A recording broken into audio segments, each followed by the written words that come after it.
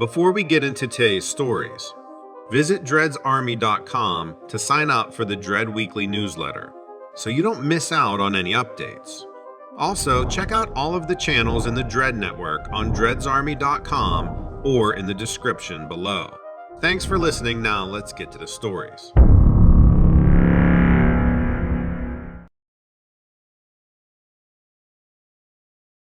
Let me start off by saying that I am someone who loves to camp. I've been all around, and throughout my entire life, I've never had an interaction with an animal that frightened me, even in the least. That is how I know that the thing I'm going to tell you about is no animal. My sister and I decided that for a summer trip, around 5 years ago, we would go backpack camping all across the Great Plains area of the U.S.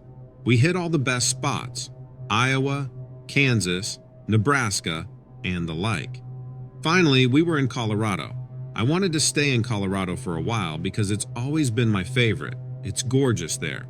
We found an amazing campground to station ourselves in for the next week or so and set up shop. We got to explore, and we were having a blast, hiking all around this really scenic mountain area. Then, on about our third day, when the sun started to set, we began making our way back to the campsite. But on the way there, we got a bit distracted. As we were hiking, we stopped to drink some water and eat a protein bar, when all of a sudden, out of basically nowhere, the whole area reeked. It smelled like garbage at first, but as we sat there a bit, it started to smell worse than that. It was like rotting flesh all around us. I made sure my sister noticed too, that I wasn't going crazy, but obviously neither of us knew what it could be. We thought maybe a skunk, but we knew those weren't really native to the area. Our next guess was a dead animal or something, and while we didn't care so much about that, we were a bit worried something bigger was going to come by and eat it. Or worse, something bigger already did eat it, and now we were in its way.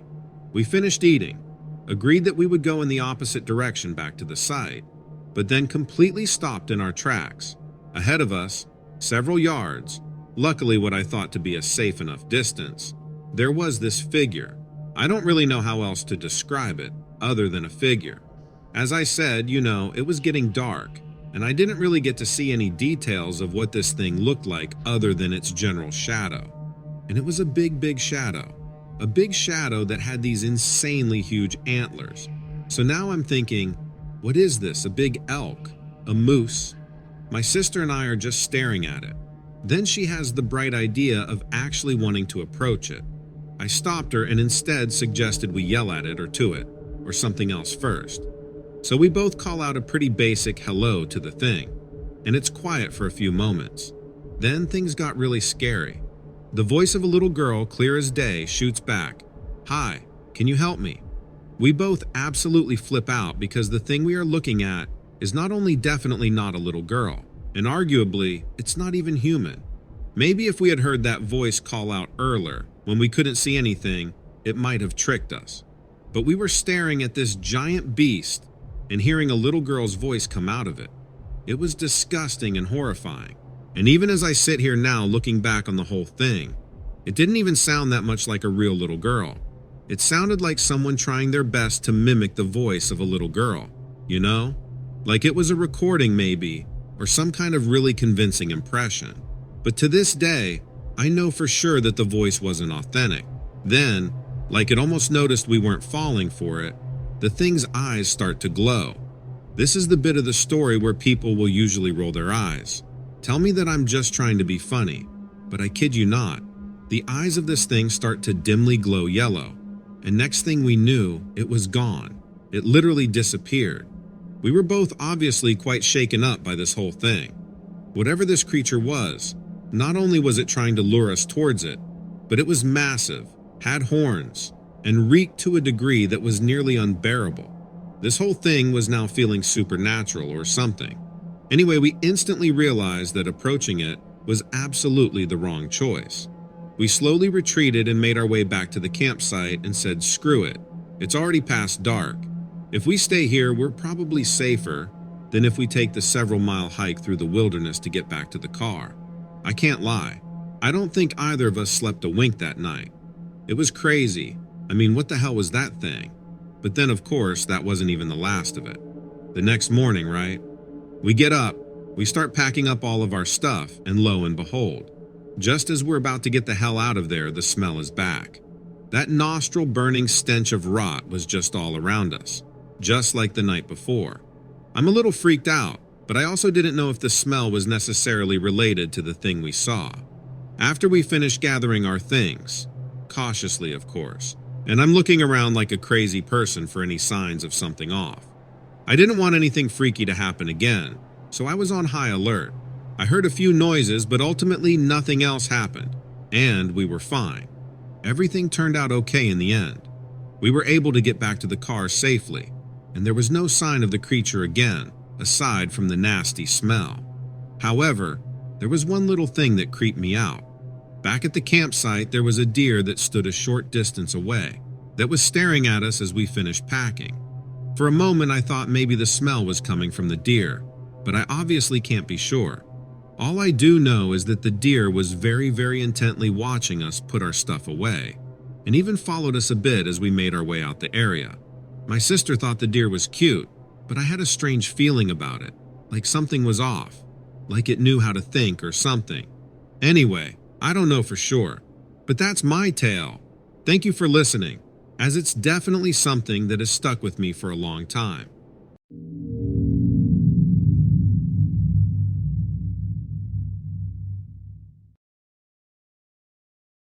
I was on a hiking trip through Idaho with my partner, and we had heard of an elusive backcountry hot spring when we were in town and starting out. We got the general location of the hot spring from another hiking group we met at the lodge we were staying in. It was pretty remote, but they claimed it was worth it to make the hike. They camped there for 2 nights and said they didn't see a single soul on the trail there or back. The fall weather was starting to come in, making the idea of the wilderness hot spring seem pretty enticing. There was rumored to be a hot waterfall in the area, fed by the geothermal spring. The other group were unable to find it, but we figured we'd try our luck. We packed our overnight backpacking gear and headed out that morning. The road to the trailhead was a rough drive. We definitely needed to use the 4-wheel drive a couple of times along the way. I remember it was cold. We wore our light, packable winter jackets, but it wasn't quite cold enough yet for parkas. There was no snow on the ground yet, but the night temperature was expected to get below freezing. There was a winter storm on its way, but we planned to be back in town well before then. The hike to the spring was only about 4 miles from the trailhead, but it was challenging to say the least. The trail was rocky and, in some places, very difficult to keep track of. I could see why there weren't many people up there. We made it to the spring a couple of hours before sunset. It was exactly where the other hikers said it would be. And, while the trail had worn us out, slipping into the steaming hot spring was absolutely worth it. The air was cold enough that the steam pooled around the edges like mist. The place was magical. I don't know just how long we stayed in the spring, but it was probably too long for our own good. That night, we set up our little backpacking tent and planned to get up before dawn the next morning and watch the sunrise from the spring. Everything was going perfectly, which usually doesn't happen on backpacking trips, no matter how well you might prepare. But as soon as the sun went down, we started hearing things outside our tent. It sounded like someone was walking around, first by the spring and then near our campsite. At first, we thought it was an animal, but the footsteps were unmistakable. They were human. This hot spring was on national forest land. It was open to the public and camping was allowed wherever you felt like it. So, another hiker coming up here was well within their rights. Maybe they didn't see our tent and were hoping, like we were, that they would be able to enjoy the hot spring before the winter storm rolled in. Neither of us wanted to have a confrontation in the middle of the night in the Idaho forest. You hear all sorts of stories about crazy people out there, and we didn't want to take any chances. It was late in the season, but we both had bear spray canisters with us and kept them close throughout the night. We both got up just before dawn, like we had planned. I was the first to exit the tent and took a look around the area. There was a light dusting of snow on the ground, but nothing that wouldn't melt by midday. I checked for tracks, but there wasn't any sign of the mystery visitor that was wandering around the night before. For a brief moment, I thought maybe I had been imagining it. We ate breakfast, and still no sign of anything or anyone strange. so we decided to go for a soak in the spring before heading back down to the car. As we were heading to the pool, I noticed footprints around the edge. They were bare human feet. There was someone up here with us. The footprints went straight into the forest. There was no trail in that direction, just untamed woods. I couldn't fathom someone walking around without shoes in these temperatures, especially on freshly fallen snow. I was pretty scared, I'll be honest. The thought of someone out there messed up enough to be walking around barefoot had me on edge. For a moment, my mind wandered to the thought that we might not be dealing with a human at all. But I didn't let it stick. I didn't believe in those types of things. I told my partner that someone else had been here and that we should leave. There were no signs of another campsite. I think I knew at that point, but I didn't want to admit it to myself. We started packing up camp, and just as we were getting ready to hike out, I saw it. I just caught a glimpse. It was watching us through the trees. Out of curiosity, maybe. I don't know. But the moment it caught me looking back at it, the creature fled. And it was no human, but I already knew that. I'd bet the creature stood about 7 or 8 feet tall at least. From a distance, it looked like a large black mass. It could have disguised itself in the shadows easily enough, if not for the fresh snow cover on the trees. Its face was unmistakably ape-like. If Bigfoot was indeed real, I was staring right at it. I was shocked at how quickly and quietly it moved through the trees. And then the creature was gone, as if it never existed to begin with. So there we were, standing frozen in our tracks, both of us just looking at each other. I mean, what do you do when you see something like that? It was like a scene out of a movie, only this was real life, and I had no script to follow. My partner and I were completely on edge, glancing around to make sure we were really alone. The eerie silence of the woods was amplified by the reality of what we just saw. We packed up our gear as quickly as possible, making sure we didn't leave anything behind. The whole time, I kept looking over my shoulder, half expecting to see the creature again. The hike back to the car felt like an eternity. Every sound in the forest made us jump. We both knew we were being paranoid, but it was like the woods themselves had come alive. The thought of the creature following us, watching us from behind the trees, weighed heavily on our minds. When we finally reached the car, we threw our gear in the trunk and got in as fast as we could, locking the doors and starting the engine. It was only when we were on the road, miles away from where we saw the creature, that we finally started to breathe easier. We didn't talk much on the drive back. What could we say? It was like we both needed time to process what we'd experienced. I remember glancing over at my partner, his face pale, his eyes wide, and I knew he was thinking the same thing as me. What the heck just happened? Later, at a diner on the way home, we finally started to talk about it. We went over the details again and again, trying to make sense of what we'd seen. Was it really Bigfoot, or was it just our minds playing tricks on us? The rational part of me kept trying to find a logical explanation, but deep down, I knew what I saw. Since that day, I've never felt the same about the woods. I still love hiking and being outdoors, but there's always a little voice in the back of my head, wondering if I'll see it again.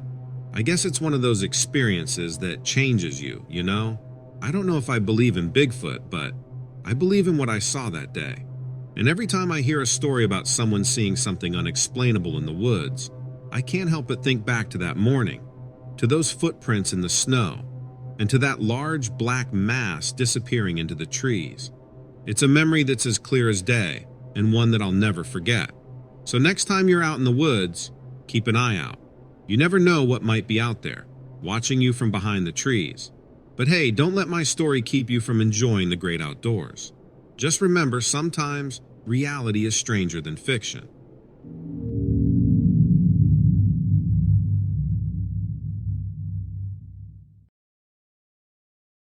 I worked for a gas company that serviced the city of Fort Stockton, Texas, for about 15 years. Most of my job was installing gas meters and doing inspections. Not the most exciting gig, but the pay was decent, and my dad had worked for the same company. Fort Stockton was about a 2-hour drive from Big Bend National Park. If you've ever been to the area, you'll know there have been some strange goings-on around there. It's a beautiful place, don't get me wrong, but I've heard one too many ghost stories to be ever going down there at night. I'm not saying I'm superstitious, but there are things out there that shouldn't be, and I've seen one of them for myself. I was running late on my last job of the day. It was just before 6 o'clock when I got a call about a potential gas leak. The house was a 45-minute drive into the desert, but when we get a call about a gas leak, it's urgent.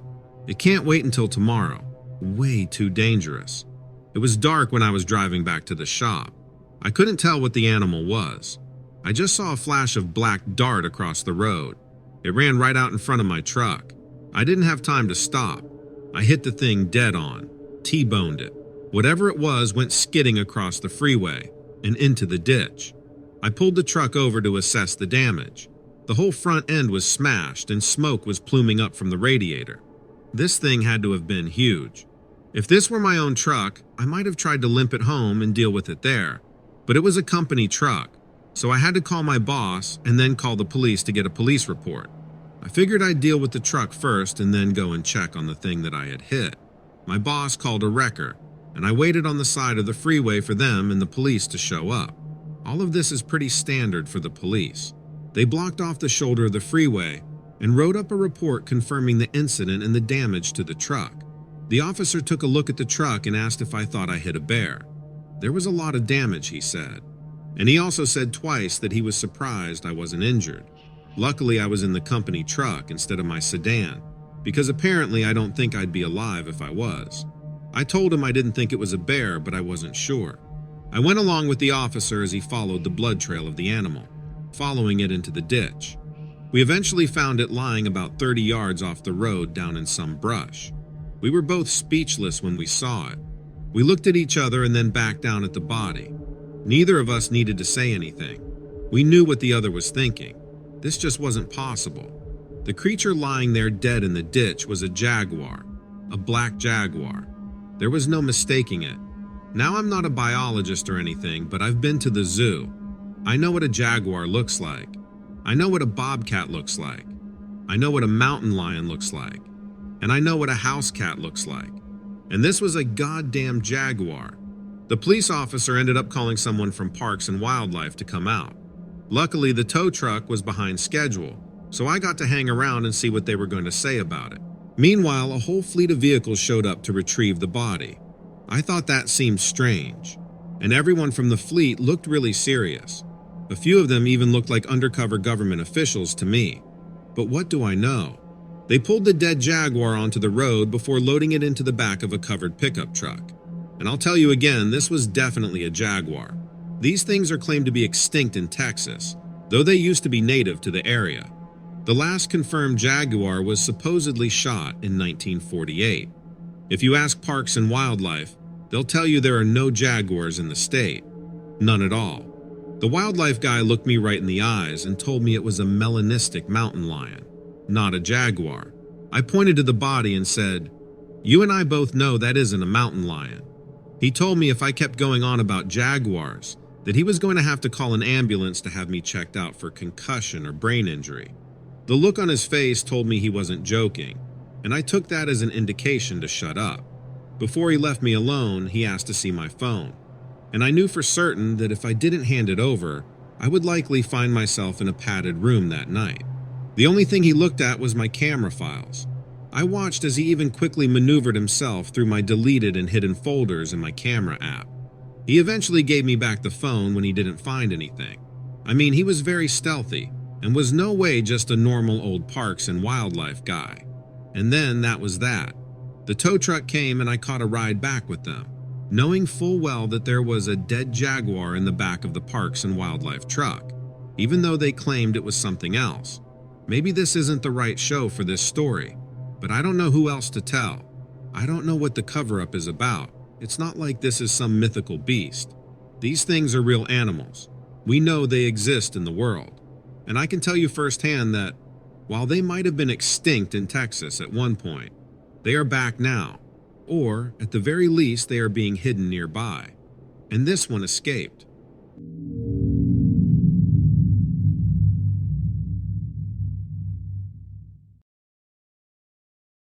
This next story comes to us from a listener in Oregon. I just wanted to jump in here and say that I'm not sure how much I believe this one. But then again, who knows what all really exists out there? So anyway, here it is. Two.Idaho Falls in Oregon has always been my favorite place to hike. I've been hiking most of my life. It started when I was real young. Back in those days, my dad would carry me in a pack on his back for miles and miles, up the sides of hills and down into canyons. Every family vacation we ever took was a hiking trip. When I first moved to Oregon, I naturally started looking for the best hiking spots to spend my weekends and time off work. Two.Idaho Falls was easily the best. I loved hiking to the top of the waterfall, and I loved having the view of the waterfall as I hiked toward it. I also loved that there were plenty of off-the-beaten-path places to explore, but always a trail nearby and the sound of the waterfall to guide you, especially if you wound up getting yourself turned around. Also, there weren't many people there. I was stunned by how rarely I ran into other hikers. One day, I did run across a hiker, though, who seemed somehow strange. To me, he looked paranoid and was sweating and struggling to maintain his composure. He came straight up to me and very seriously asked me where we were, and I told him we were at Two.Idaho Falls. He asked what year it was, and I told him it was 2007, which it was. There was an unmistakable look of relief that spread across his face as he realized he was wherever he was supposed to be. He then told me to turn around. Don't go any further into those woods. I asked why not, and he told me to just listen to him as he ran off toward the parking area. I am not someone that is easily scared off, and I was familiar with the area. So in fact, it only inspired me to walk further in. Whatever had shaken him up in there, I wanted to find it. I seemed to walk forever, and nothing really stood out to me as being terrifying or worrisome. I couldn't figure out what had caused the guy to behave in such a way, so I just chalked it up to something I would never figure out. When I turned around to head back, though, I did start to notice something very strange. The walking paths that were so evident only moments before now weren't visible. I wondered if I had really walked that far off the path, and that I just couldn't see them anymore. Well, the idea of that made me panic a little bit. I remembered my dad telling me that if you're ever lost in the woods, you should set up some kind of marker so you can tell if you're walking in circles. Fortunately, I had a red handkerchief in my pocket, so I tied it around a slim tree branch, then started exploring the area. It didn't take long for me to start noticing more weird stuff. I came across an area in the mud where it looked like several horses had come through. I tried counting and figured at least 10 or 11 horses had come through, all heading in the same direction. There was no indication they'd wandered from their path, so I assumed there were riders, maybe trail riders from the local stable club. I decided to follow the hooves for a while and see if I might come up on the group. Maybe they'd have some idea of what had happened to my wild-eyed new friend I just met further down the trail. When I came over the hill, though, I couldn't believe my eyes. It wasn't a bunch of riders from the stable club. It was a bunch of what looked like cowboys on horseback, and at the bottom of the hill were several covered wagons, the type you'd see in an old Western movie. I figured they must be some kind of reenactment, maybe of the Oregon Trail, so I decided to approach and ask. I was impressed with the authenticity of their costumes and the wagons, and wanted to see them up close. When they saw me approaching, though, they looked like they'd seen a ghost. Now, this is where I should probably tell you that I am a dark-skinned person. My mother is Indian and my father is Pakistani. While I'm not a Native American, I probably look close enough to these folks. So all at once, I find myself with several guns pointed right at me. They started yelling, asking me what tribe I belonged to and scanning the horizon, as if they thought there might be more of me coming. I still wasn't sure what was going on, but thought their reception of me was really off and old-fashioned. I'd even go so far as to say inappropriate, even if they were trying to stay in character, and I proceeded to tell them as much. This is when they just looked at me, even more confused, and asked me what the hell I wanted. I told them I'd come to compliment them, but had changed my mind. They said something about my friend having already been by there, and not to send anyone else. Then I heard a woman comment on how funny we dressed. Then I turned to walk back the other way, and that's when one of them shot the ground by my feet to hurry me along. Only then did I realize the guns they were aiming at me were real, and I set off running as fast as I could until I found that handkerchief. I grabbed it from the tree and headed back the direction I'd come from when I first tied it. All at once, after I'd run a little bit, I realized I could see the trails again.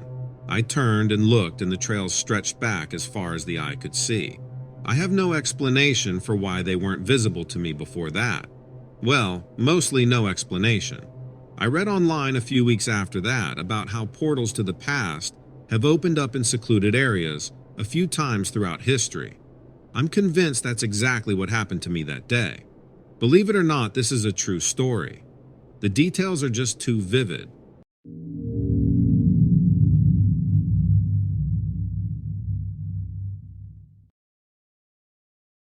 At first, I didn't mind the job. It was 2002 and it was pretty good money for this part of Kansas. Also, it was close to my hometown, which made the drive easier.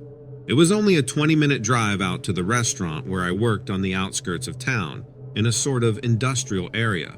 The area was surrounded by trees, which made it kind of dark and creepy.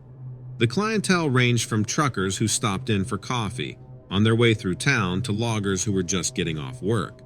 The bar looked like most others in this part of Kansas, pretty run down and seedy. It seemed that the only thing the place had going for it was the fact that it stayed open late. They were open from dinner time until 2 in the morning most nights, and 24 hours a day until late Saturday night, or basically 2 a.m. on Sunday. I had been there a few hours at this point, and it was pretty slow. So that day I had been spending most of my time behind the bar reading a copy of The Purpose-Driven Life that I had gotten from one of the customers the night before. Most patrons were regulars, local men who drank there, just about every night of the week. After about an hour passed and it still wasn't very busy, so I decided to go back into the kitchen where I was washing some glasses and plates that I had been avoiding in the sink. When I came back out into the bar a few minutes later, one of my regulars was sitting on his usual bar stool. He was a lumberjack type of guy, tall and burly, but as nice as can be. Or as my grandma always said, as red as the mud on my boots.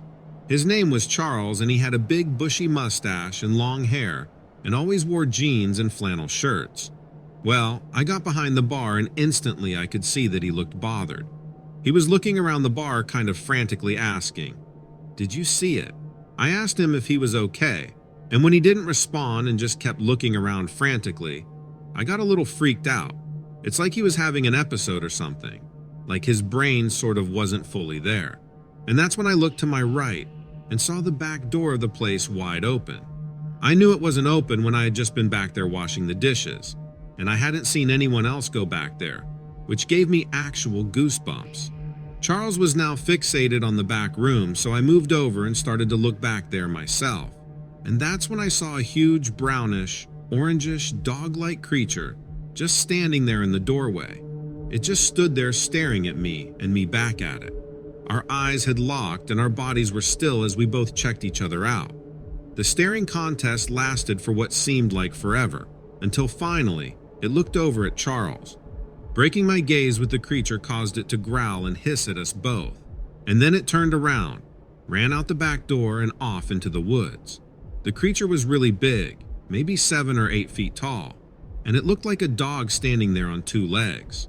The thing's face looked more like an ape than a dog, with kind of yellowish eyes and human-like teeth. First glance, it looked like a dog, but as I stared in disbelief, my eyes clearly saw that this dog was really something different. What stood in front of me was more like a dog or an ape hybrid or something.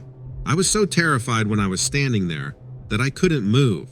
After what seemed like forever, Charles, who had been staring in disbelief at the creature too, finally snapped out of it. He stood up from his bar stool and pulled a gun out of his jacket pocket and headed out the back door. And that's when I did something I'll never be able to explain. When he walked out the back door, I grabbed a flashlight and followed him. Something inside me told me to follow him, go out there and see what was happening. There isn't even a word in the English language to describe how terrified I was as we walked out that door and towards the woods, and yet I still went. Looking back, I have no idea what possessed me to do it. As we looked around the outside of the back door, we saw what appeared to be dog paw tracks pacing back and forth just outside the door. It's as if it had been inspecting us, just watching us for a while before opening the door and coming inside. Charles suddenly seemed to calm down and started to talk about how these creatures have been sighted in those woods for years, and that sightings go back all the way to the 1800s. His family has been in the area for generations, so I totally believe him. We walked towards the woods, and not before long we could hear something, or someone moving through the woods. We stopped and looked at each other. To me, it sounded like an animal making contact with leaves and sticks, like it was walking through the brush, but moving quickly. We followed the sounds, which took us down into this sort of dip in the land where rainwater creates a small ditch. Charles suddenly put his finger up to his mouth and shushed me, pointing down. I followed his finger, and there, standing about 100 feet from us, was the dog man. It was standing down from us, just looking around slowly, with its head tilted kind of sideways. Standing there and looking at this creature was the most terrifying experience of my life, hands down. It looked like a dog standing on its hind legs, but at the same time it wasn't a dog at all. I don't know how else to explain it except that was a dog, but not a dog, yet still a dog that also looked like a human. I think the human part mainly came from the shape of its arms and legs and torso, but also from its eyes that seemed to be able to talk to me without its mouth moving or saying anything. Honestly, like nothing I've ever experienced in my life. And then the creature just turned and looked at us, and then it moved. It darted towards us and then turned in an instant and ran off into the woods, howling like a wolf as it ran. Charles and I stood there forever, it seemed, just looking at its tracks in the ground leading off to where it had gone. Charles looked at me and said, "We should probably go back." He was smart to not want to follow it into the woods, into its territory, and so we went back. "You were right to not follow it," I said as I started to dial 911, but then stopped before the call connected. What if they don't believe me? I wondered out loud. What if they think our story is fake? So I never did call the police, but I never forgot or got over that creature either. I never told anyone about what happened that night until now, with my writing this to you. To be honest, when I look back on it, I really don't know what we saw that night, like what exactly it was. Charles and I kept in touch for a while, but when I stopped working at the restaurant, our contact dropped off. I don't know how he's doing, but I sometimes think about trying to find him and see how he is. What I do know is that it was real, and its image will never leave me. It's literally in my head, behind my eyes. As I write these words to you, I can see it all the time. Honestly, I can just close my eyes and see it exactly like it was that night.